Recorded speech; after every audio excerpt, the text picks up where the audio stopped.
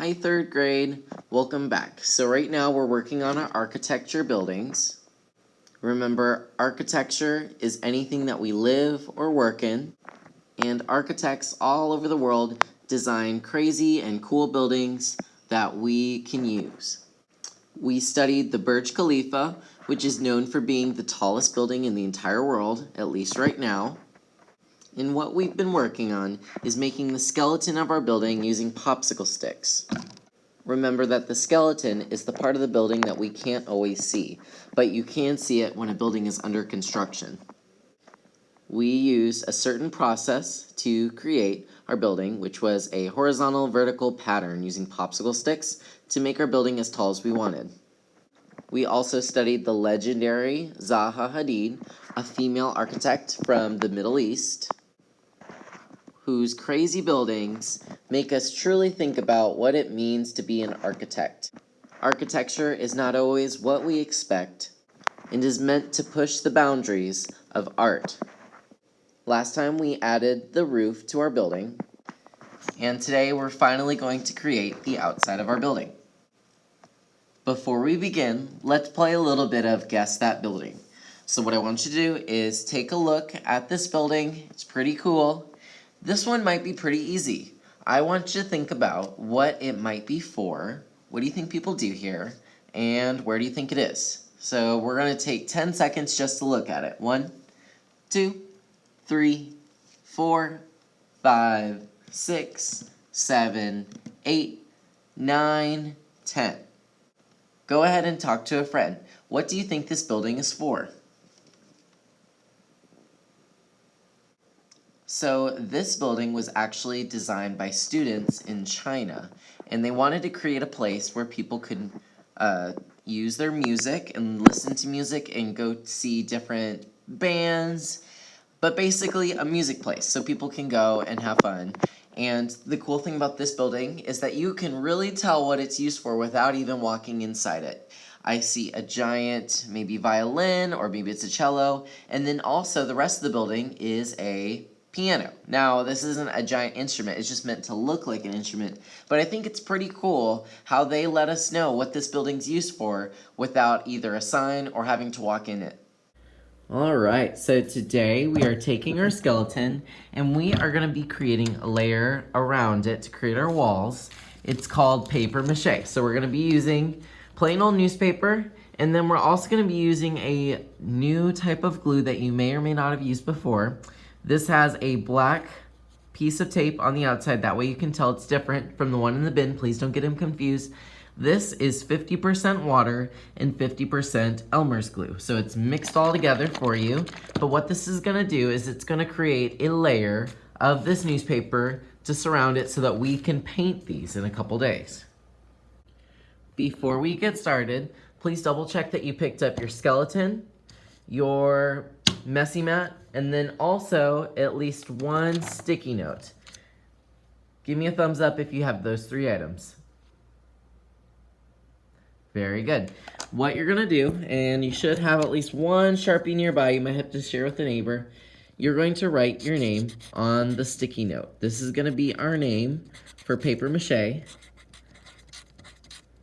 We're not gonna put it on our building right now. We're actually gonna put it on the very end. What you wanna do is put the sticky note somewhere nearby where it won't get wet. You do not wanna get the sticky note wet because we're gonna be working with paper mache, which can be kind of messy. So just keep this nearby. All right, so I'm gonna show you how this works. The very first thing you do is you grab a piece of newspaper, you open it up as if you were gonna read it. Please don't actually read it. We don't have time, guys, to be reading the newspaper. And you're going to take strips and tear them. You're gonna start at the top and then tear towards you. And you should get these really nice long strips. I'm gonna give each person about one piece of newspaper. Go ahead and tear some strips, and then we will go on to create our paper mache.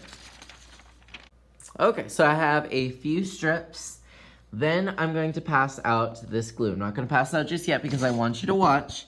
But what you're gonna do is you're going to take these strips, tear them into even smaller strips. Say it with me, even smaller strips. You're not gonna use the whole big long one. And you're going to take this water glue, open it up obviously. Now it's gonna be really runny. I usually like to shake it just a little bit. And then you're going to place it on somewhere on your building. Now, obviously it's not gonna stick. It needs the water glue. So I try to saturate it. You can be a little bit messy today. I usually start at the top. It's much easier. You're gonna notice it's gonna be kind of hard at first for the paper to stick down. You have to give it a nice massage. All right, so that one's pretty much on there, but this side's kind of hanging off.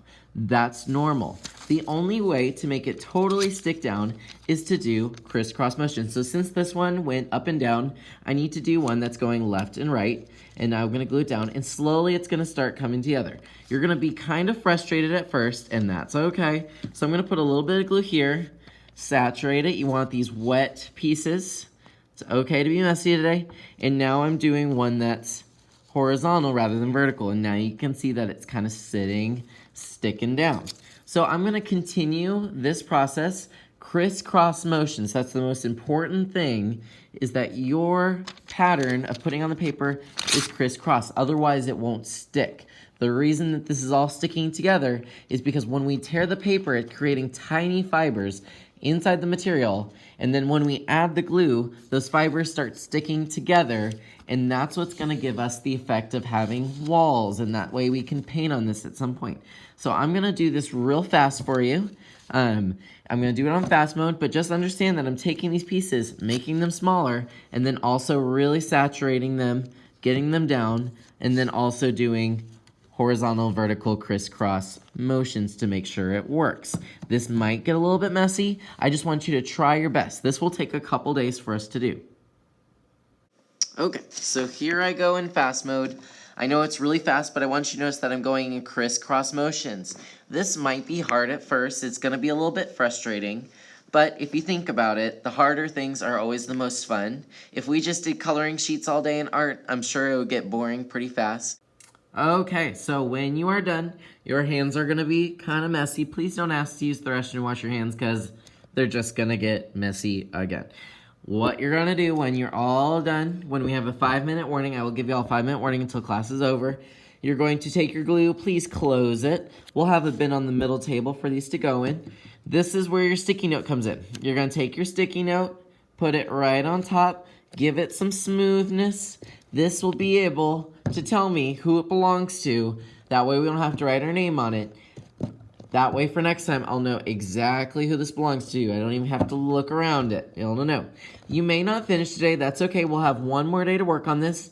If you do finish, that's great because next time we're going to do another layer of this exact technique. Now that I have my name on it, I'm going to put this on the back counter. Be very careful. Please don't touch other people's artwork. And please double check that your sticky note is stuck on top. If you have extra newspaper, today we're going to be kind of wasteful and just throw it away. We don't need it no more. Next up, since I put my glue away and I put my artwork away, you're going to get one wet wipe from the middle table. First, use it to clean your hands. You really want to get that gunk off your hands. Get in your fingernails, get in between your fingers, and then once your hands are clean, then what you're going to do is take the wet wipe. Please clean your messy mat for today. I know we haven't been doing this a whole lot. Please clean those messy mats. If you decide that you need another wet wipe, either to clean your hands or clean your messy mat, that's fine by me. Also, if you could, please make sure you clean your table. If you pick up your messy mat, you'll notice that there are spots that we need to get to make sure that the table is nice and clean for the next class to come in so they don't have to be spending their time cleaning. Then, the next thing you're going to do is you're going to find the pile of placemats, add yours to the pile, and now you are ready to choose a new activity. You can choose anything that is over here in that section. Alright guys, hope you guys have a great day, and I'm excited to see your paper mache buildings.